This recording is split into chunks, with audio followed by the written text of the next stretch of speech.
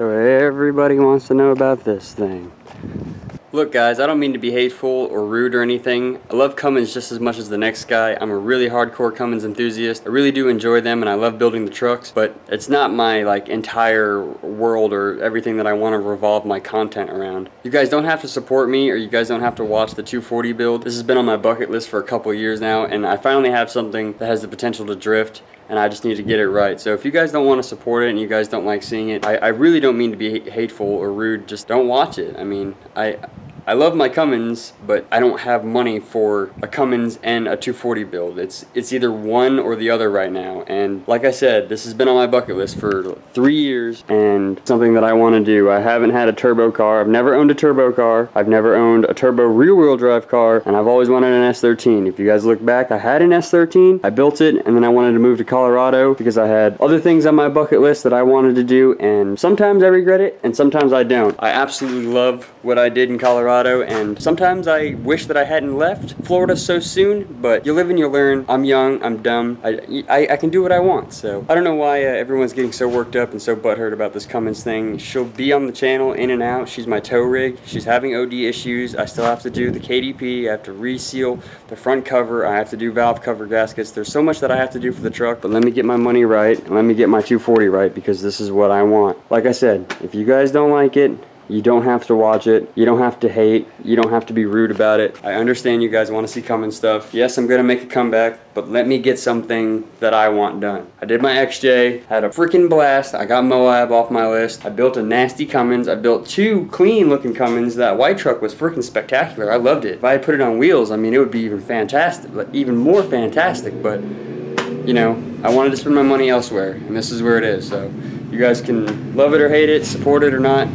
Those of you that do, I appreciate it. There's a bike pulling up, so I'm just going to wrap this up. So I'm picking up where I left off in the last video, working on a switch bezel for my switches and my battery switch. I want to get this done and made for my car. I had to go get some 025 wire, which I did this morning. I went and got some 025, some new tips, and we're going to be doing some practice welds on the old piece. As you guys can see, I've been messing around a little bit, doing some practice welds. You can see it's burning through just a little bit, but if I keep the heat low, take my time, it is working. So I'm going to do some light tacks along this because I don't want to burn through this and I want this to be as clean as possible. It's going to be really tough. I might have to just end up bolting it down or screwing it down, like getting all new pieces and redoing it. That's okay. I gotta learn. It's something that it's, you know, thin metal is something that's very delicate and something that takes some patience. Let's get to welding.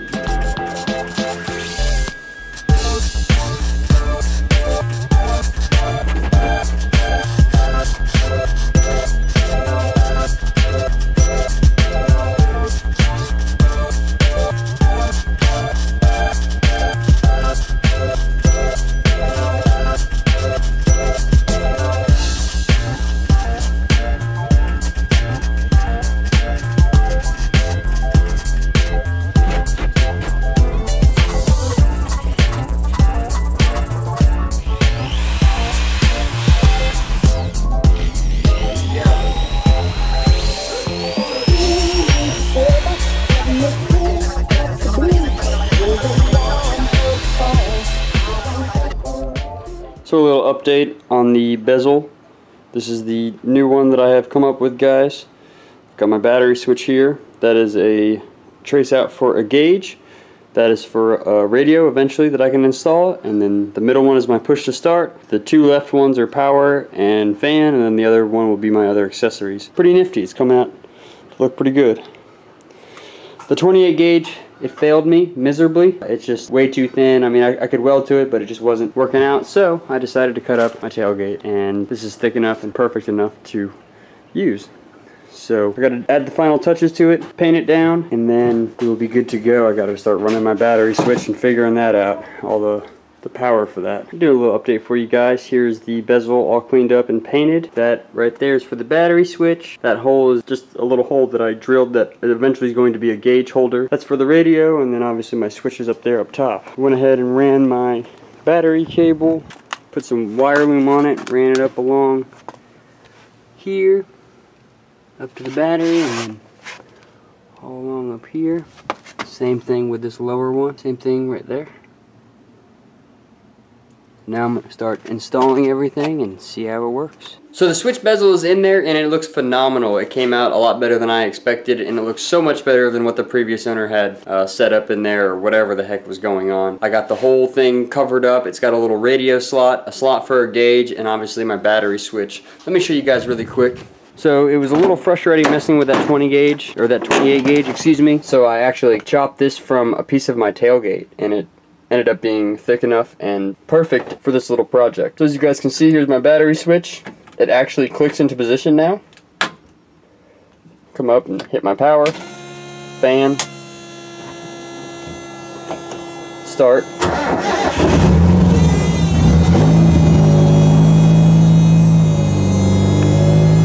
It looks so much better. It makes me so happy. And this spot right here that I cut out, it's kind of odd shaped right now because I traced out like a face of a radio and just cut it out and then sanded around it a little bit. It's not done just yet, but that's for a radio, and then down below that is for like my AFR gauge or my boost gauge, my water temp gauge, whatever gauge that I want to run down there. It is set up for a gauge.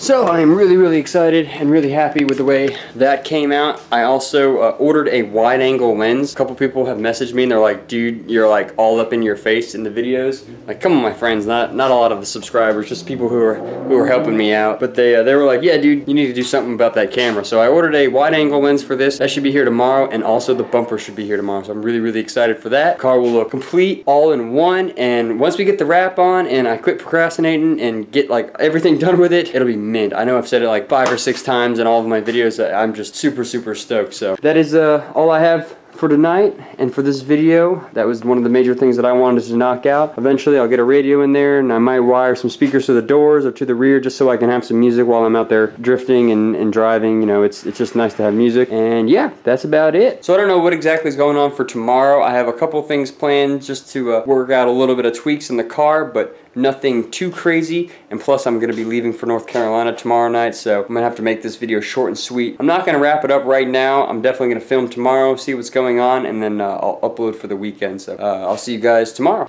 As you guys can see, we have switched to the GoPro. The car's jacked up a little bit. We're going to throw some of my street spares on, or drift spares, and we're going to go have a little bit of fun. I've been working all this time on this car, and I'm about to go up to North Carolina, so why not have a little bit of fun before I head up there? So let's go rip through some tires.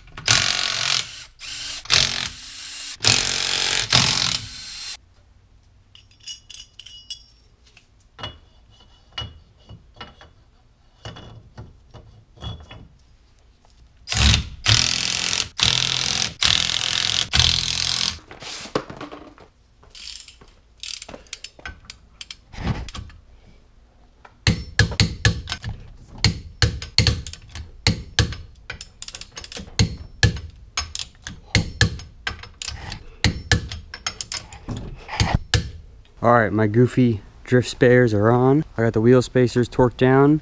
I'm going to double check my hydro lines, make sure they're not touching anything. That was the issue I ran into the first time. That's why I had to order spacers. I'm going to go air these guys up to about 45-50 psi, and we're going to go have a little fun at a few local spots. Of course, my GoPro battery really sucks, so I don't know how much I'm going to be able to film, but let's go have some fun. Alright guys, we're going to air up really quick, get some gas for her, and we're gonna go out and have a little bit of fun.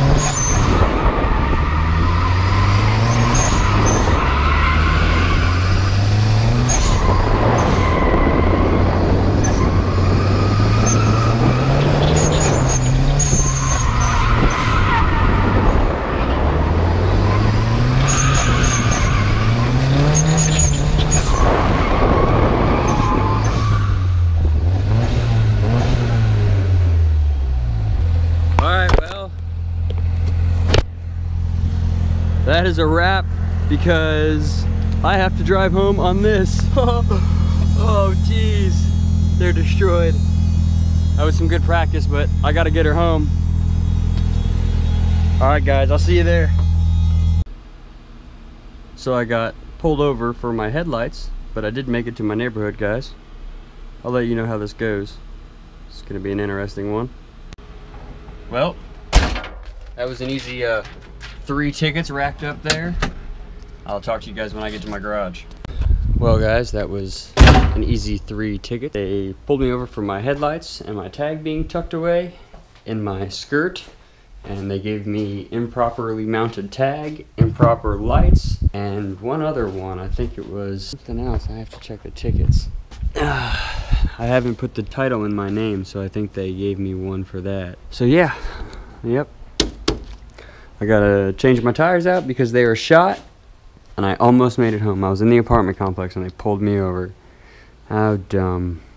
Got my streeties on there, my good tires, she's good to go. When I got pulled over, the guy asked me if I was out street drifting. Luckily, he couldn't see it. I was like, nah, man. I did a couple burnouts testing my car out. The other tire is not as bad. Where is it? That's not it. There it is. I mean, it's pretty bald, but it could be worse. Still a little frustrated with getting pulled over and giving me a hard time. I don't want to go into too much detail. It's not that big of a deal, but it's just still frustrating getting pulled over and getting tickets and stuff. You know how it goes. I'm sure you guys have been there. Well, had to happen. I guess I'll see you guys tomorrow because that's what I had originally planned in this video, just to go to the next day in this clip. But I decided to go out and have a little fun, do some street drifting. Oh well. Oh, you know the funny thing is when I came out to start my car, it didn't start. I popped the hood and one of the starter little plugs that actually slides onto the probe. It like backed itself off and it was really loose, so I had a really bad connection. And I think that was my sign not to go out, but I did it anyways because I fixed it and went out and drove. Dang. See you guys tomorrow.